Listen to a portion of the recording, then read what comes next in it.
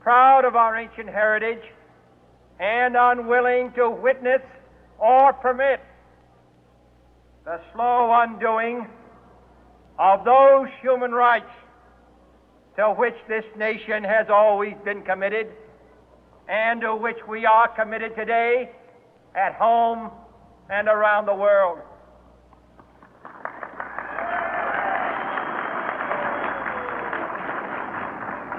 Let every nation know, whether it wishes us well or ill, that we shall pay any price, bear any burden, meet any hardship, support any friend, oppose any foe to assure the survival and the success of liberty.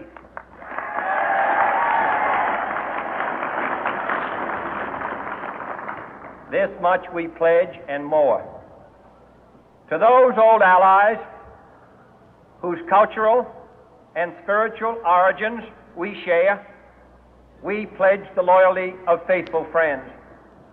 United, there is little we cannot do in a host of cooperative ventures. Divided, there is little we can do, for we dare not meet a powerful challenge at odds and split asunder.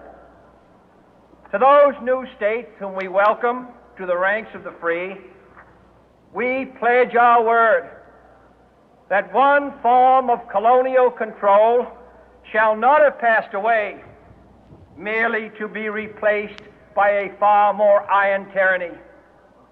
We shall not always expect to find them supporting our view, but we shall always hope to find them strongly supporting their own freedom, and to remember that in the past, those who foolishly sought power by riding the back of the tiger ended up inside.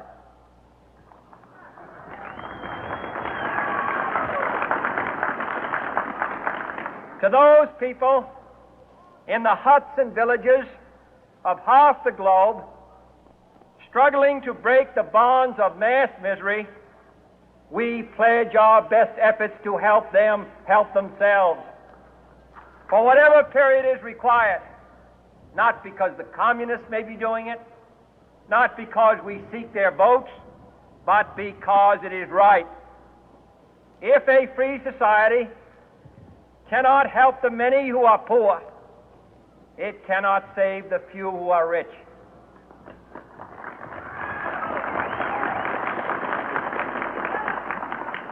To our sister republics south of our border, we offer a special pledge to convert our good words into good deeds, in a new alliance for progress, to assist free men and free governments in casting off the chains of poverty.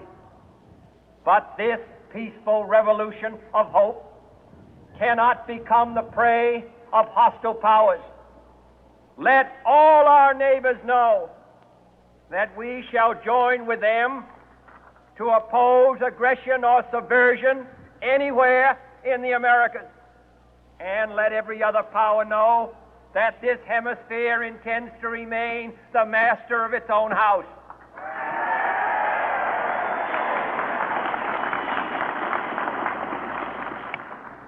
To that World Assembly of Sovereign States, the United Nations, our last best hope, in an age where the instruments of war have far outpaced the instruments of peace, we renew our pledge of support to prevent it from becoming merely a forum for invective, to strengthen its shield of the new and the weak, and to enlarge the area in which its writ may run.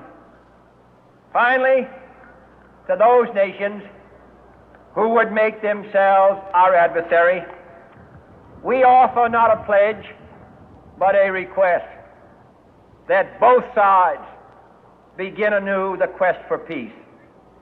Before the dark powers of destruction, unleashed by science, engulf all humanity in planned or accidental self-destruction, we dare not tempt them with weakness, for only when our arms are sufficient beyond doubt can we be certain beyond doubt that they will never be employed.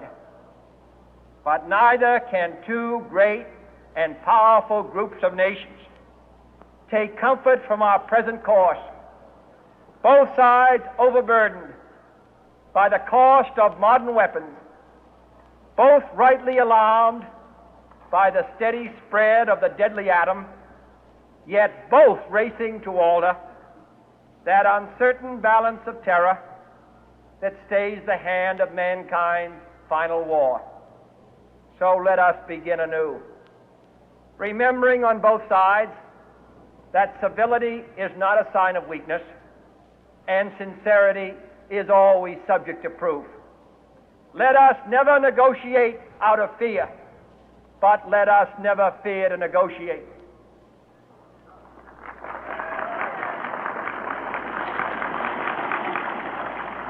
Let both sides explore what problems unite us, instead of belaboring those problems which divide us. Let both sides, for the first time, formulate serious and precise proposals for the inspection and control of arms, and bring the absolute power to destroy other nations under the absolute control of all nations.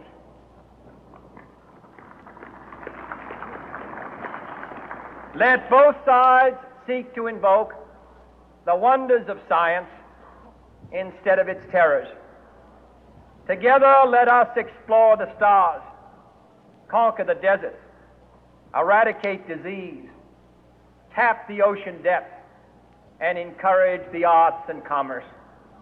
Let both sides unite to heed in all corners of the earth the command of Isaiah to undo the heavy burden and let the oppressed go free. And if a beachhead of cooperation may push back the jungle of suspicion, let both sides join in creating a new endeavor, not a new balance of power, but a new world of law, where the strong are just and the weak secure and the peace preserved. All this will not be finished in the first 100 days, nor will it be finished in the first 1,000 days, nor in the life of this administration, nor even perhaps in our lifetime on this planet. But let us begin.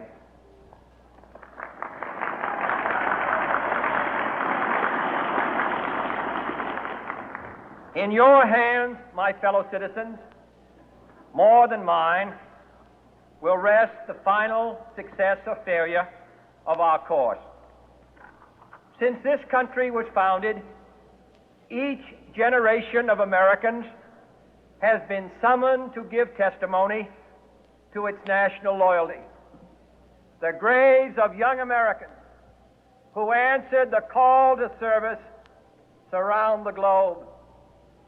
Now the trumpet summons us again, not as a call to bear arms, though arms we need, not as a call to battle, though in battle we are, but a call to bear the burden of a long twilight struggle, year in and year out, rejoicing in hope, patient in tribulation, a struggle against the common enemies of man, tyranny, poverty, disease, and war itself.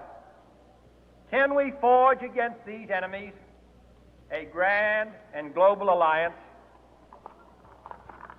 north and south, east and west, that can assure a more fruitful life for all mankind?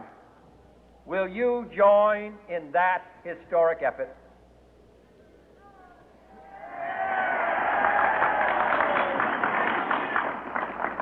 In the long history of the world, only a few generations have been granted the role of defending freedom in its hour of maximum danger.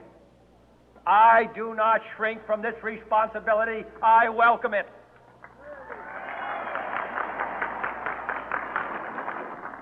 I do not believe that any of us would exchange places with any other people or any other generation.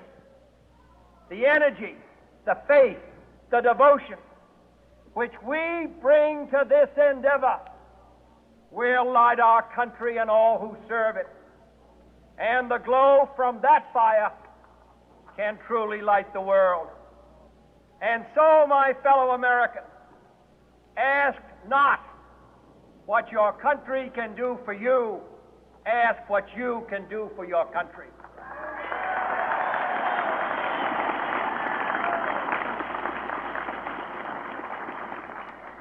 My fellow citizens of the world, ask not what America will do for you, but what together we can do for the freedom of man.